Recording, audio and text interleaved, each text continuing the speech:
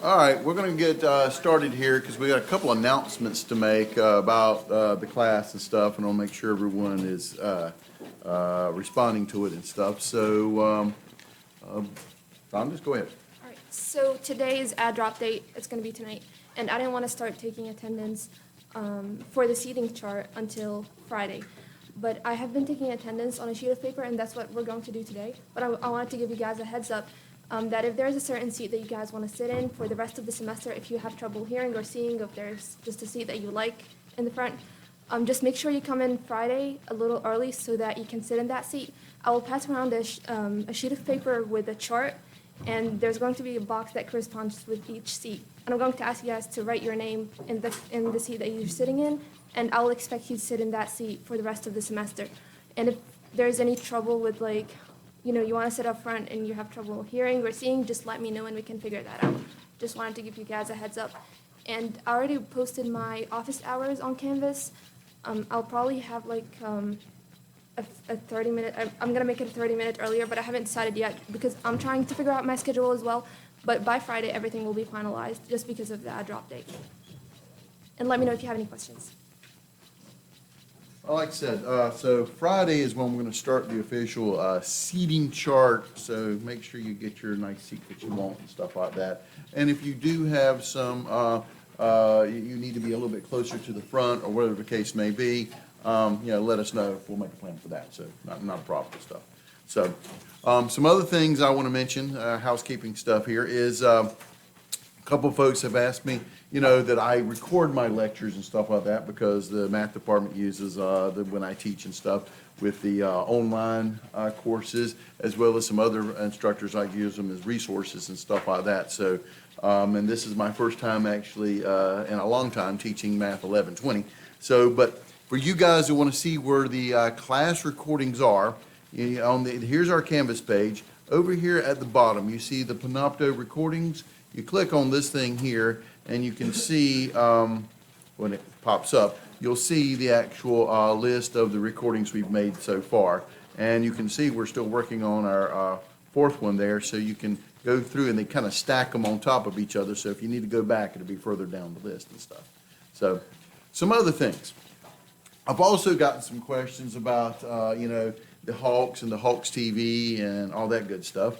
So first thing I want to do is I'm going to go into my Hawk system. I went ahead and logged myself in, and I'm going to view the course. Now, I want to make sure that everybody understands what you're expected to do in our class and stuff. So we are working on section, I'll go to section 1.8, but it works for all these guys here. Section 1.8, and we first have this learn mode over here. And when you click on the learn mode, you got a couple things going on for you. You first have this nice little, it's a, what would you call this thing? It is a PowerPoint presentation. That's the word I was looking for. It's a PowerPoint presentation that you basically go through, and it goes through the definitions and examples and some of the formulas you're expected to know, and some examples thereof, and here's some information about the price. And then from this particular information, that you can also see some examples and stuff like that. Between this information and over here, you see the little watch guy here? You click on this. This is your watch. It is basically a professor going over the material of the course and just talking about some of the fundamentals and some of the formulas. So if you click on the little watch, you get a little video screen here, and they go through some more of the definitions and talk about the concepts and stuff like that. A couple of examples, but mainly talking about the concepts. So, and that's under the learn mode, okay? So I'm going to end the learn here. That's what you're going to see under the learn mode. So when we're doing these, our notes, you'll see under the learn mode, this is what you're supposed to do before you come to class. Also, there is this Hawks TV. This is located in a different spot. You're going to go to www.hawks, put a W in there, hawkstv.com, okay? You enter there, and here comes your Hawks TV. This is a different video. It's not the same little video that's in that little corner from the Learn mode. It's a different video under the hawkstv.com. Now, first thing you got to do is you got to pick out your course. What class are we in? We're in calculus. So come down here for the little thing, go to calculus and go there. And then you got to pick out which textbook you guys are using. Which textbook are we using? You get the ebook when you buy the access code. What is it? The Essentials Calculus. You click on that one, and then you come over here and you got chapters 1, 2, 3, 4, all the way down there. We are in section 1.8, and you click on 1.8 right here, and a little video is going to pop up, and in the video, it's an example of some of the problems in this section. Now, it is not the exact problem we have in the notes. I want to make that clear. Maybe I wasn't that clear before.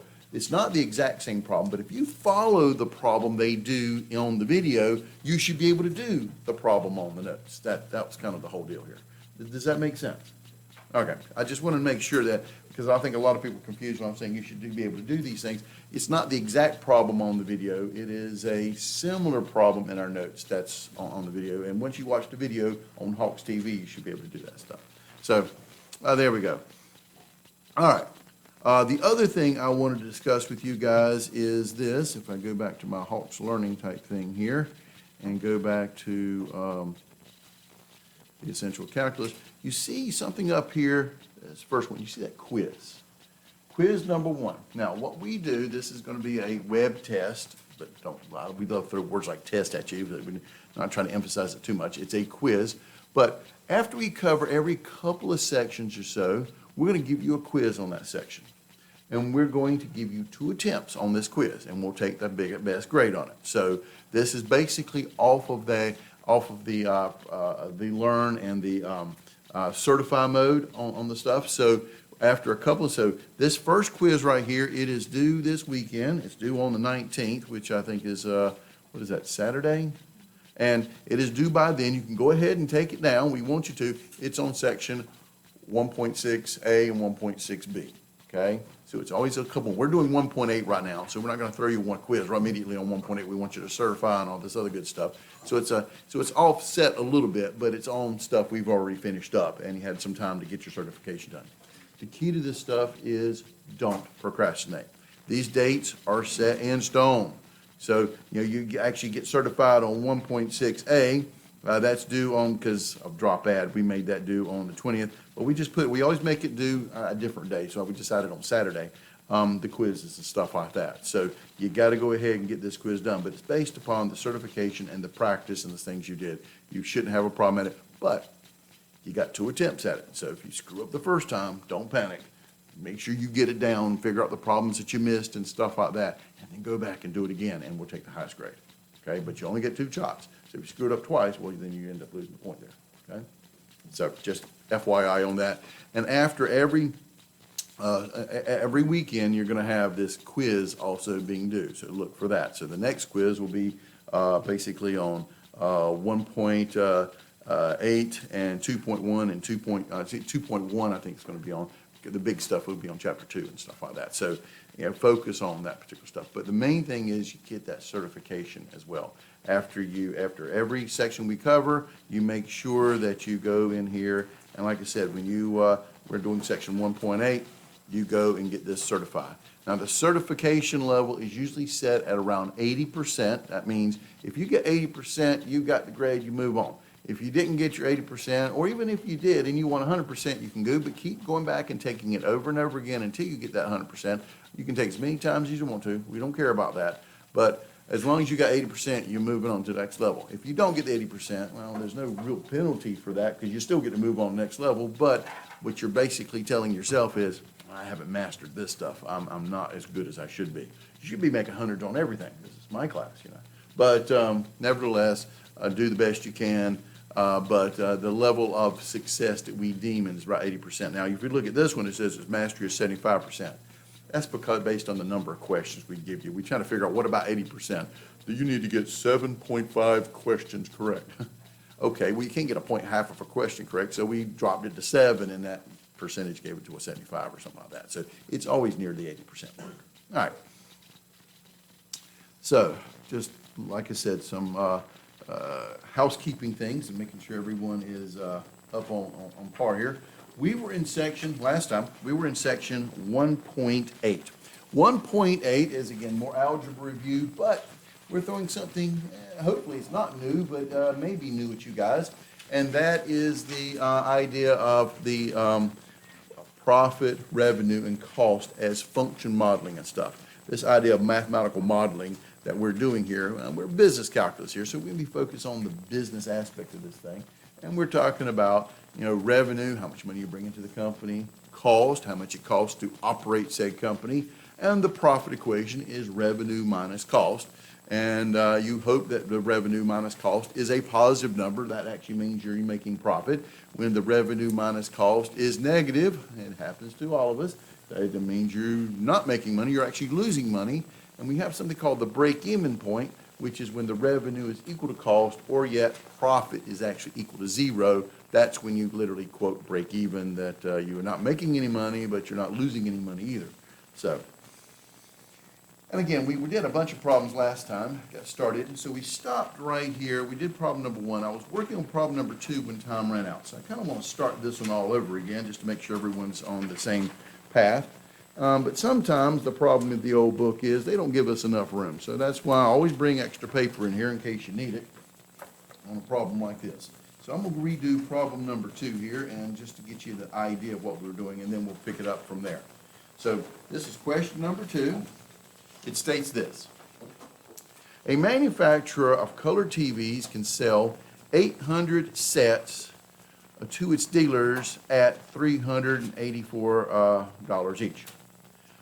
If the price is $3,080, aka if he drops it by $4, he can sell 1,000 sets. Okay? So you understand, prices aren't fixed sometimes. Sometimes you can do some wiggle room. If we're willing to take a little drop in terms of how much we're going to charge for the TV sets we're making, maybe we can sell more of them. And there's got to be this happy place where, and this is what calculus is going to be at, where we can try to maximize things like this, okay? But first off, we need to analyze it. So, you understand there's 2 things going on here, and these are connected. When things are connected, you want to write this stuff as a point. There's your key right there. So if you notice in here, if we sell, this is our sale, and this is the dollar amount for which we sell. This is the way I'm looking at a point. So if we sell 800 sets, the price is going to be $384, and that's in dollars there, okay? Continuing on, if the price is $380, we can sell 1,000 sets. So if we sell 1,000 sets, the price is going to be $380. Does that make sense? Okay? So I'm talking about how many I sell. So X, in terms of my variables here, and this is an equation, X and Y. X is going to be how much we sell, and the Y coordinate is the price at which we sell them. Okay, now, here we go. The total cost of production TV of X television sets, again, producing X TV, so X is sale, X is also what we're producing, is given by, we're also given this equation, C of X is equal to 3,600 plus 250X minus 0.01X squared. Now, when they give you something like this, just Merry Christmas on that. We don't actually have to come up with the cost equation. They're putting it on a silver platter for us, and they've already done the analysis on it, and they got some interesting quadratic on this guy. This is our cost equation, okay? Now, part 1 says, here's the deal. Assuming the demand function is linear. The demand function is also known as the price function. Write an equation for d of x. D of x is the same thing as price. So just remind yourself, d of x is the same thing as your price. That's your y coordinate, where x is equal to the number sold, and that's the x thing here. So the key word that I want to focus on here is that word linear. When you see the word linear, that means line, and you need to come up with the equation of line. You notice what they gave me here. In words, but when you write it down, it's actually 2 points. And I need to find the equation of the line that connects these 2 points. And because the y coordinate is price, the dollars, this will be y is in terms of dollars here. This will be my price or demand equation. So, because it's a line, we want to find the equation of a line. Find the equation of the line. And when you hear those magic words, find the equation of the line, what are we going to use? Point slope formula. Good. And the point slope formula for a line is y minus y1 equals m times x minus x1. To be able to use the point slope formula for the equation of a line, you got to have two things. You got to have a point and a slope. Well, I've got 2 points. I got the point part covered. I need the slope. What is the formula for slope of a line? y2 minus y1 over x2 minus x1. So in terms of my numbers, that would be 384 minus 380, y2 minus y1 divided by x2, 800 minus x1, 1,000. Okay, so doing basic math here, that'll be 4 over negative 200. And I'm going to reduce that down.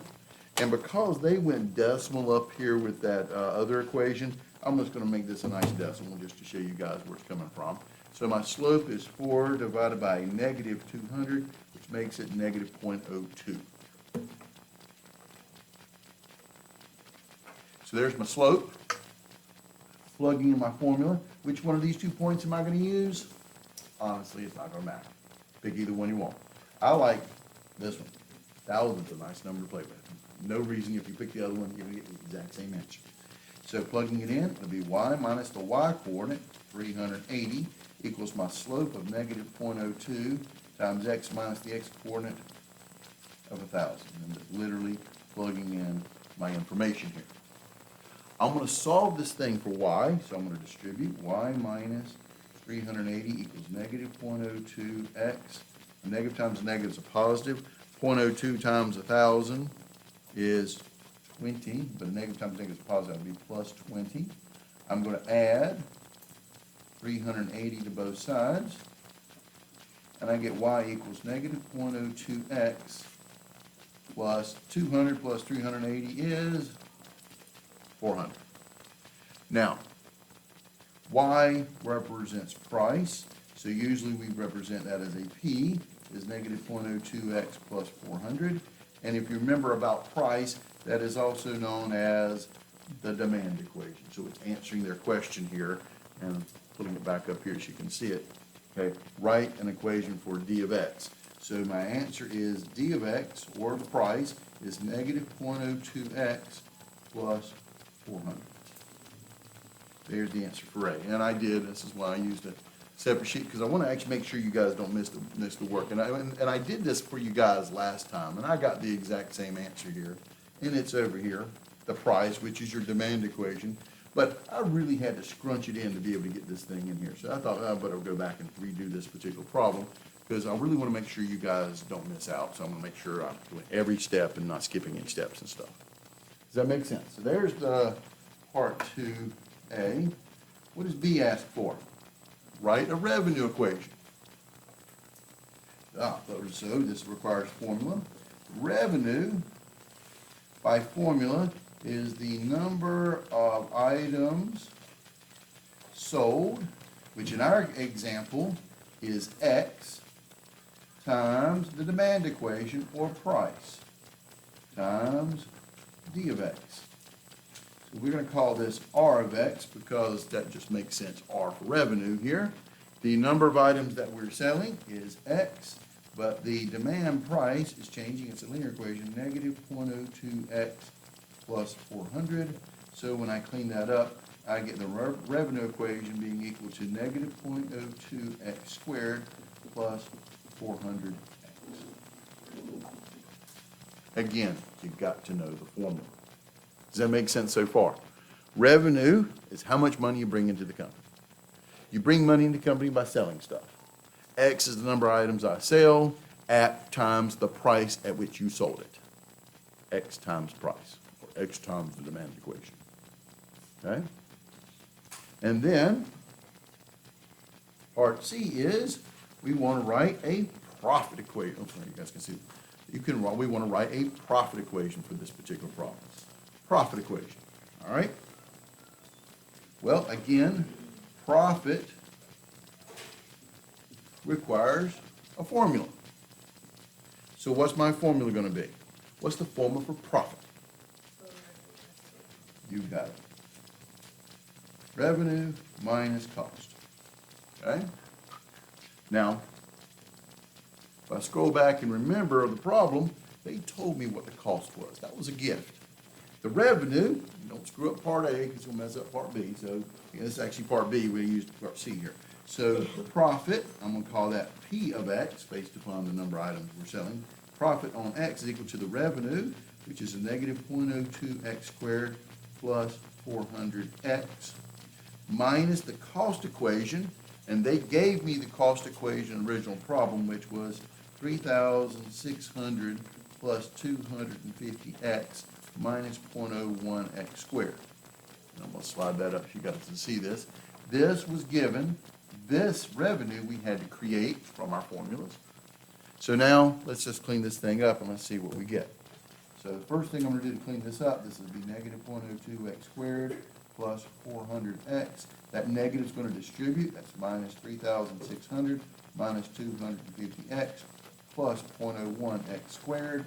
And now combining my terms, my profit equation, big P for profit, little p for price, big P for profit, welcome to business.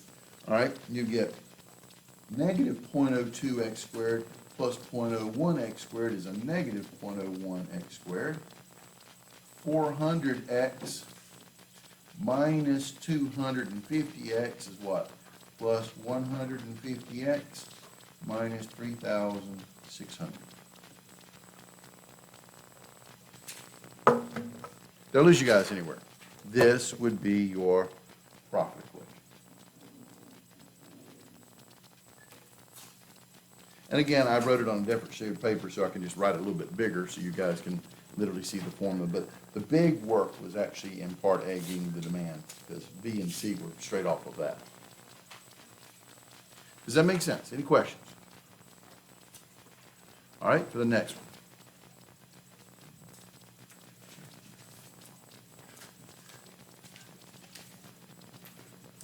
The next one is this problem. It says, quote, for a long-distance call, the television company charges 65 cents for the first 3 minutes or less, plus 15 cents for each additional minute.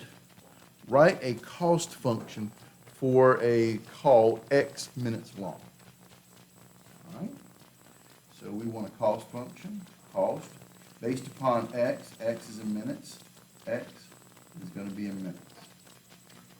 So big C for cost, C of X, this will be equal to. Now, here's the deal. When you're looking at this particular problem, you will notice that you kind of have this breaking point. Here's the deal. When you make a phone call, I know you guys with the cell phones don't think about this, you just pay the big bill at the end of the month. But in the old days, when you had phone calls, they charge you based on the minutes that you used. Now, we still get some of that. Every plan has, some amount of minutes, unless you got one of those unlimited plans or whatever the case may be in this day and age. But in the old days, you used to make a phone call and it was based upon how many minutes you talked, okay? And they still charge you with that. Some of those 1-900 numbers and stuff like that out there, that will still charge you like that. So if you need to talk to your psychiatric personality or the old days, it should be called Chloe. You guys know what I'm talking about? Cleo, that's the one. Sorry, of course, I never call these people. Cleo, yes. This is how they would charge you. You need to talk to your palm reader type of person or something or other. I mean, it's a real joke here. But you call this particular person up, and for the first couple of minutes, you had a fixed fee. But then after that, they would charge you each additional minute. This is what we're talking about here. Now, and so you got this breaking point. In this particular problem, for a long distance call, the telephone company charges 65 cents for the first 3 minutes or less. If you talk less than 3 minutes, you're still going to get charged 65 cents, period, for 3 minutes or less. So if you talk 2.5 minutes, it's going to cost you 65 cents. If you talk 3 minutes, it's going to cost you 65 cents. If they charge you, if you only talk for 30 seconds because it was the wrong number or whatever, you're still going to get charged 65. So here's the deal. This is equal to 0.65, 65 cents, when X is less than 3. Okay? Well, between 0 and 3, because you don't actually talk negative, so we are talking in positive minutes here, okay? So well, you get 0.65 if 0 is less or equal to x, which is less than 3. So this is a classic case of what we call a piecewise function. Now, here's the question. How much are they going to charge you if you talk more than 3 minutes? What is the question? Yeah. Wouldn't it be less than or equal to 3? Well, it's not going to matter, but you'll see why in a second. So, yeah, I mean, you're right, because it does say, quote, in the first 3 minutes or less. So you're absolutely right. But watch, at the end of the day, it's not going to matter because it's going to link up right here. We're going to talk about this being a continuous function type thing here. But you're absolutely right, equal to, because it did say 3 minutes or less. That does imply equal to or less than, okay? But now, what about after 3 minutes? What's it going to charge you? All right, so you're still going to get charged what? 65 cents. So you got plus 65 cents. Plus, they're going to charge you what? 15 cents for, here's the key word here, for each additional minute. So how many additional minutes? And I'm going to write the word additional minutes right above this so you guys can see what I'm talking about. My very small handwriting here. Additional minutes. How many additional minutes do we have if we talk 3.5 minutes? How many additional minutes is that? Very good. It's a half a minute. So it's not, you don't get charged for those first 3 minutes. It's the minutes after 3. Does that make sense? And the minutes after 3 is exactly right. It's x minus 3. Does that make sense? And or if x is greater than 3 minutes. But if you talked right at 3 minutes, okay, right at 3 minutes, if I plug 3 into this thing, even though it's supposed to be greater than, 3 minus 3 is how much? 0 times 15, still you didn't pay the 15 cents, you still got charged at 65 cents, so it does actually connect up. Does this make sense? Again, a piecewise function, but this is the key to it right here, and that's where most students will get messed up. They get the 65 cent part, but it's plus 15 cent times at that x minus 3, because the x minus 3 is the additional minutes over 3 that you get charged at 15 cents. Okay? And that creates a classic piecewise function. All right? Let's take a look at number 4 here. The cost of producing 200 pens is $290. Producing 250 pens would have a cost of $297.50. Find the average cost per pen for the additional 50 pens over 50. Okay? Excuse me. Additional 50 pens over 200. Okay? So,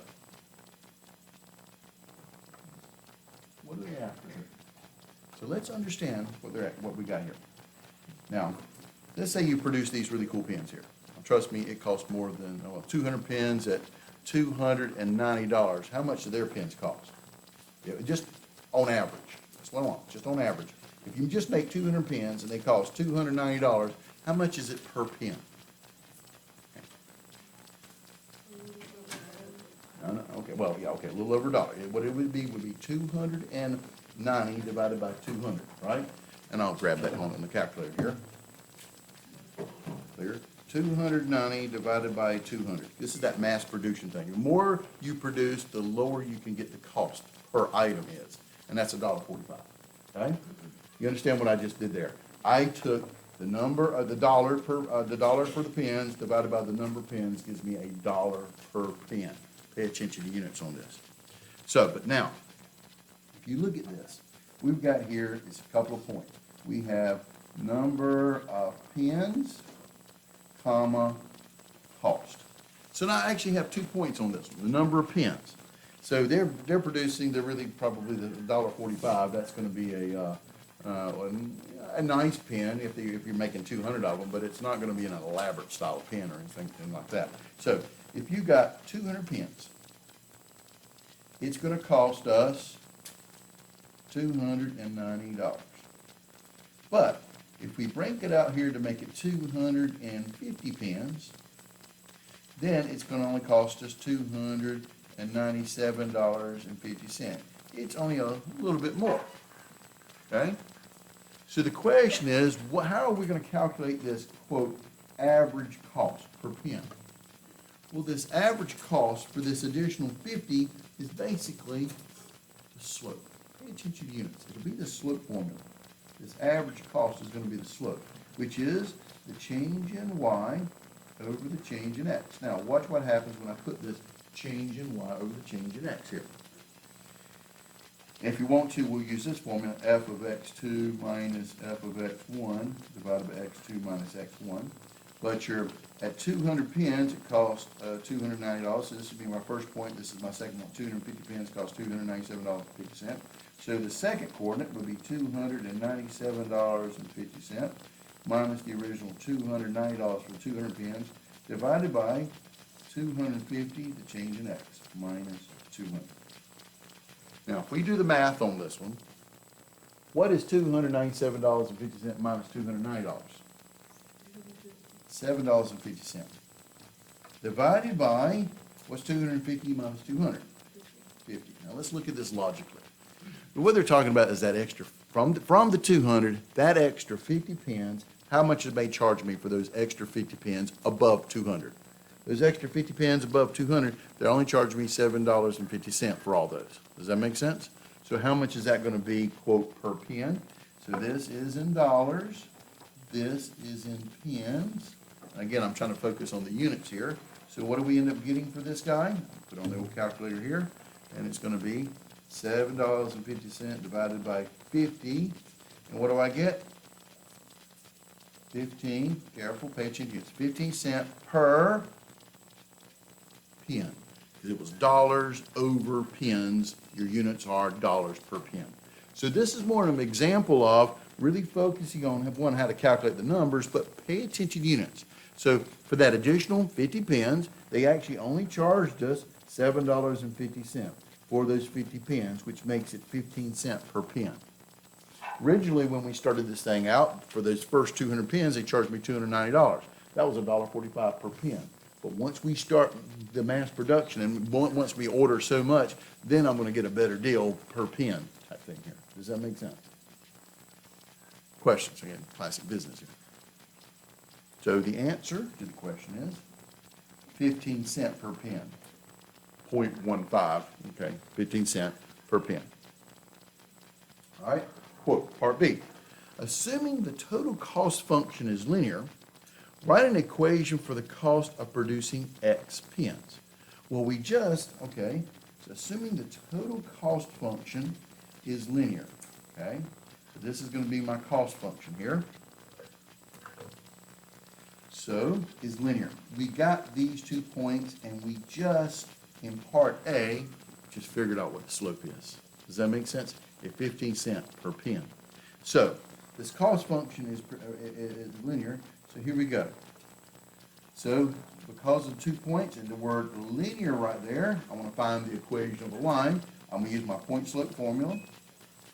My point-slope formula is y minus y1 equals m times x minus x1.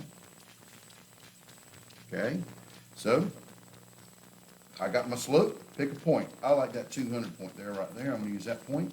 So this will be y minus 290 equals my slope of 0.15 times x minus, the x coordinate is 200.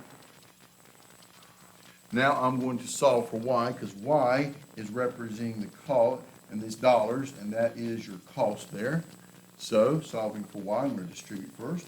So y minus 290 is equal to 0.15x minus, and using the old calculator, what's 15 cents times 200? What's 0.15 times 200 is 30. And now I'm going to add 290 to both sides. This cancels, and I'm going to write it over here for the answer. So I end up getting y equals 0.15x minus 30 plus 290 is what? Plus 260.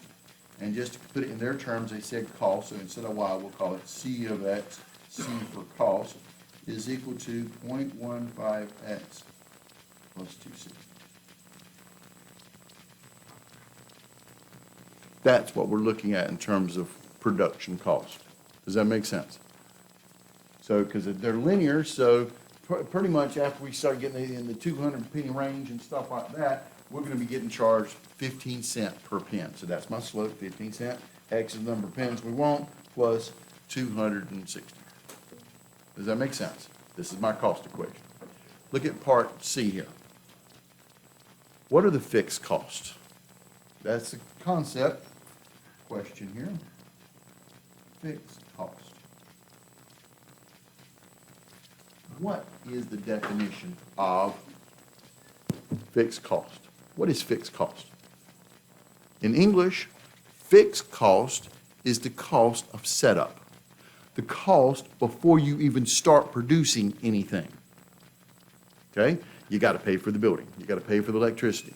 Before I even have my employees start mass producing stuff off the production line, I got to get the employees in there. I got to have a place for them to work. I got to have the utility bills. So all these things are set up before I even start getting my employees to work. There's the fixed cost. So in English, fixed cost is the cost of producing no items. It's how much money you're going to come up with before you even produce any items.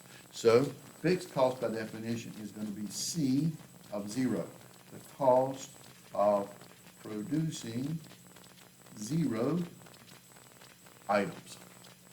That's what fixed cost is. So what would my fixed cost be? C of 0. That would be 0.15 times 0 plus 260. How much is that? 260, and go ahead and put your units on it. It's $260 is what my fixed cost is going to be. Does that make sense? I lose you guys anyway. Again, a lot of the things we're doing is also, informational stuff, foundational stuff. This idea of fixed cost, the cost of producing 0 items. Did I lose you guys anywhere? Questions? All right, so now go practice some problems and then go certify and make sure you knock it out of the ballpark and stuff like that.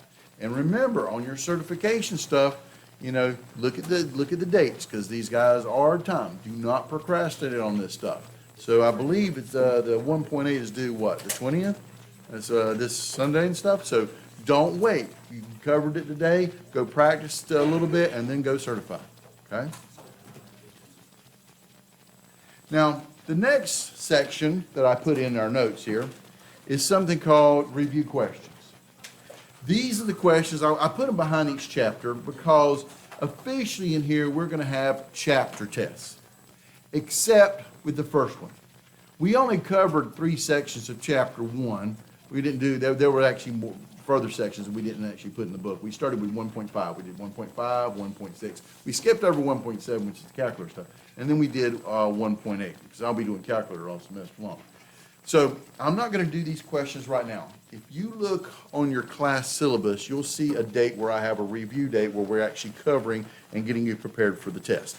These are my questions that I'm going to basically, I want you guys to focus on that are going to get you set up for the test. So please be my guest. Go ahead, I want you to do the review questions, but I'm actually going to do these problems in class just before our first test. And then after our first test, which covers the little part of chapter 1 and all of chapter 2, and then after that we have chapter tests. So before each chapter test, I'm going to do these review problems and stuff. So I'm going to hold off on these until we're about to have our test. So we're starting chapter 2 today. Officially, according to our information here, we're supposed to cover chapter 2.1a. So that's what I'm starting right now, according to our piecing guide here. All right, so chapter 2 is going to be about limits, slopes, and we're finally getting into calculus here, derivative. Calculus really begins with the concept of limits. Now, hopefully you've discussed limits before, so for most of you, this should be a little bit of review, but let me just remind you of the big ideas behind limits and stuff here. Okay? So in this particular topic, we're going to be focused on what we call left hand and right hand limits. Okay? So here we go. To take a limit, let me give you an idea of what's really going on here. You take the limit as x approaches a of a function. This is the notation we're going to be using. The limit as x approaches a. Now, what's the purpose of this? Okay? What we're really asking you, listen up and listen good. What we're really asking you when we ask you for a limit is, as x gets very, very close to a, what's happening to the function? Well, I'm going to let you know, and I'll go through this in the future as well. The first rule of limits is, quote, plug in a number. Okay? If you plug in a number, you get a number, you're done. I mean, there was really no problem. So as we get very, very close to a, what's the functional value going to? What's the y coordinate going to? Okay? But sometimes we have problems. We have problems when we divide by 0. We have a problem when we try to take a square root of a negative number. There are other functions out there when it gets to logarithms and things like that. You can't take the log of a negative number, nor can you take the log of 0. So what happens is we get really, really close to taking the log of 0. What's going on? This is the idea behind the limits. Instead of just plugging it in where you get does not exist, where's it going? Can you tell me some information about it? Okay? This is the idea of limits. You're getting very, very, as x gets very, very close to a, what is the function getting close to? And if it's a number, we're going to call that number the limit number. But to be able to get very, very close to a, you can go after a on two sides. So a is a number on your number line. And to get very, very close to a, you can approach a from below, and you can approach a from above. There's two sides of a. There's the negative side of a, and there's the positive side of a. So when you go on the negative side of a, what we call the negative side of a is just below a. So you take the limit as x approaches a, and to let you know we're doing just below a, we put a little minus sign. This will be a from the left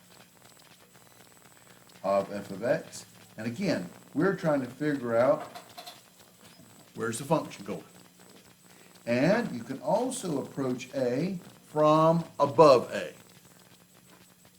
from the positive side. So I can take the limit as x approaches a from the plus side of my function. And we're trying to figure out what limit number that happens to be. Where's it going towards? And so when I teach my engineering calculus class, I always use this example for them to understand about limits. All right. We make circuits. We're electrical engineers. We're going to make a circuit.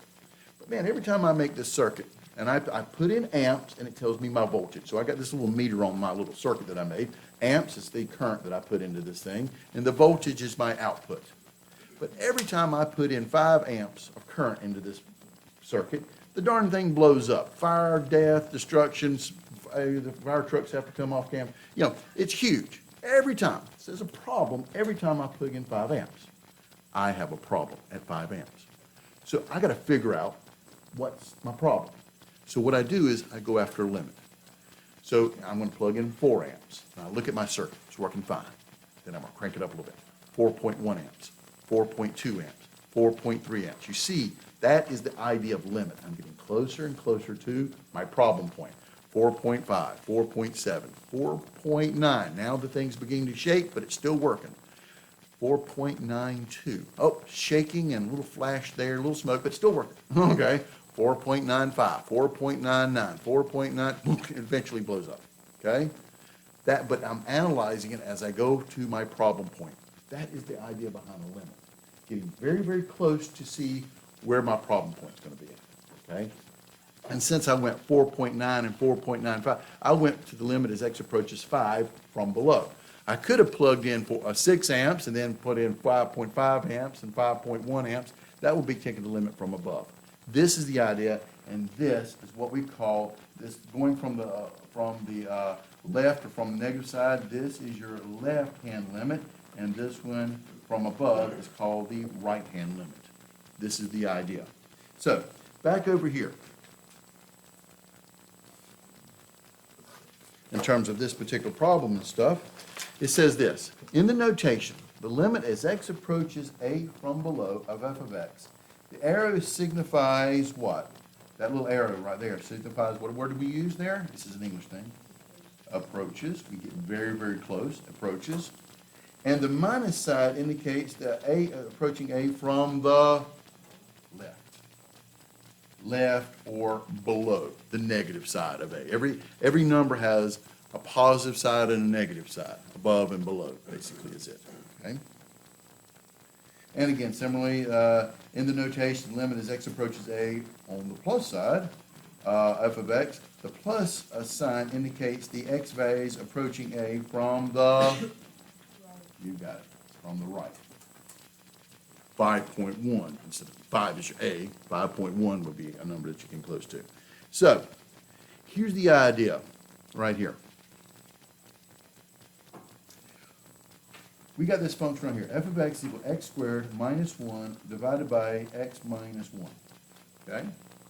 And we have a problem here. This is why I really want you to look at this problem. Look at the function. It is x squared minus 1 divided by x minus 1. We have a problem. It's a domain issue. What's my problem with this particular function? X squared minus 1 divided by x minus 1. Where's my problem point at? I can't divide by 0. And what x value would make me divide by 0? 1. So dividing by 0 is bad. Okay? So what I'm going to have to do here is I want to figure out what happens when we get really, really close to my problem point 1. So we're going to be taking a limit. Now look at this one. We're going 2, and then 1.5, 1.3, 1.1, 1.01, 1.001, and then we're going to figure out what's going on at 1. Look at the numbers we're plugging in as we get very, very close to 1. Is it above 1 or is it below 1 as we are on our way to 1? It is on what side? The plus side. It's on the positive side. This officially is going to be the limit as x approaches 1 on the plus side. 2, 1.5. These are all numbers bigger than 1 of my function x squared minus 1 over x minus 1. So, grabbing my handy dandy calculator here,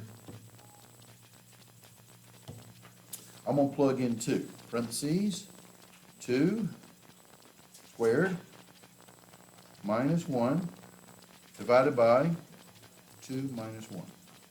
I lay plugging into my function, and what do I get? I get 3. Now I'm going to recall it down, so I hit second entry on the calculator. So when you want to recall something on second entry, I told you guys I'll talk more about calculator stuff as we do it. It calls back the last thing, and then I can go in edit mode and go in there and insert, what do I want? Insert 1.5. So 1.5 squared, and 1, insert there, 0.5. So now I'm plugging 1.5 into my function, and what do I get? 2.5. Now I'm going to re-second entry, call it back down. Instead of 1.5, I'm plugging in 1.3. This gives me 2.3. Now I'm going to plug in 1.1 into my function. That'd be 1.1 squared minus 1 divided by 1.1 minus 1. I get 2.1. Now, I'm going to plug in 1.01. So recall this thing down, and I'm going to insert a 0 in here, 1.01. So second insert 0. And for this x, I plug in 1.01. So this is now 1.01 squared, just so you guys can see this thing. 1.01 squared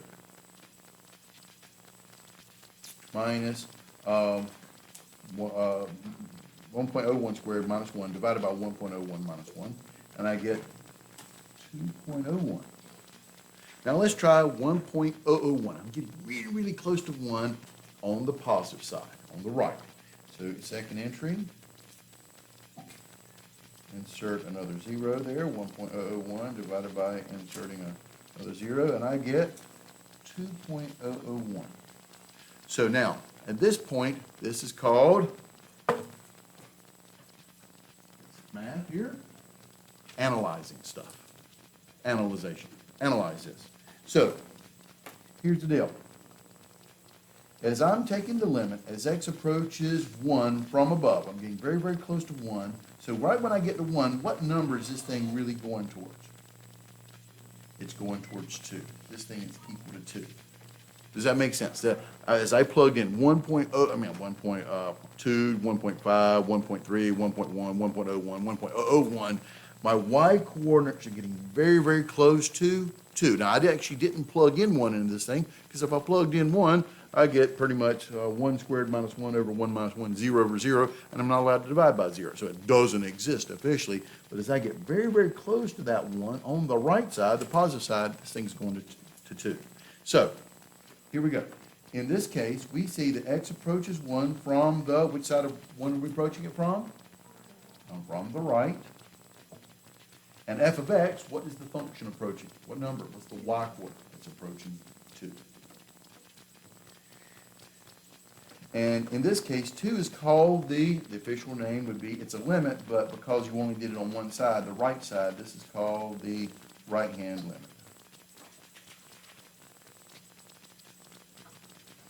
Does that make sense? I mean, and when in doubt, go back and remember that circuit problem that I did and stuff, okay?